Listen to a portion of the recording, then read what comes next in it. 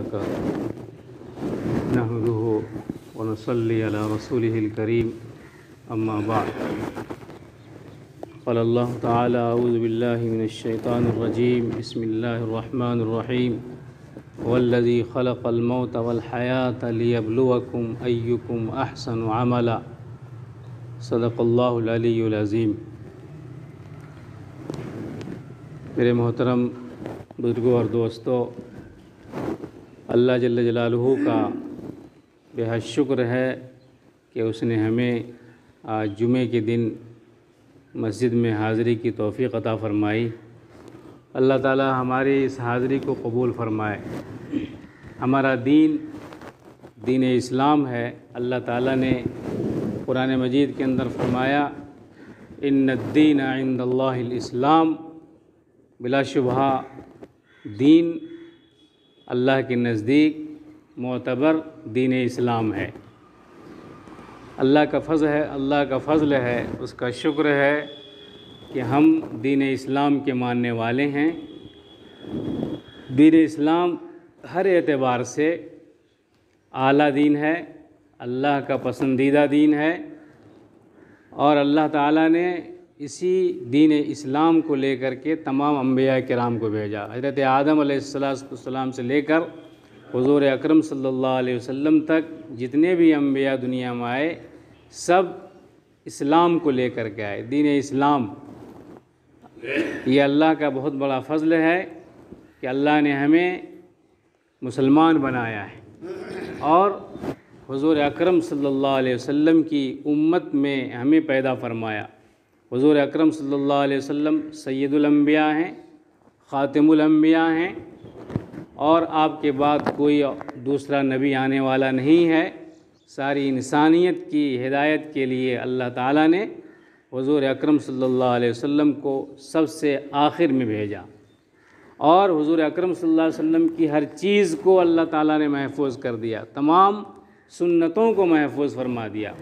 آپ صلی اللہ علیہ وسلم نے جتنی باتیں کہی ہیں، آپ نے جو کچھ کیا ہے اور آپ نے جو کام کیے ہیں وہ سب کام کتابوں کے اندر محفوظ ہیں۔ کیسے سونا ہے، کیسے جاگنا ہے، کیسے کھانا ہے، کیسے پینا ہے، کیسے شادی بیاہ کرنا ہے، کیسے لین دین کرنا ہے، کیسے زندگی گزارنا ہے، 24 گھنٹے کا سارا عمل حضور اکرم صلی اللہ علیہ وسلم کی زندگی میں اللہ تعالیٰ نے محفوظ فرما دیا۔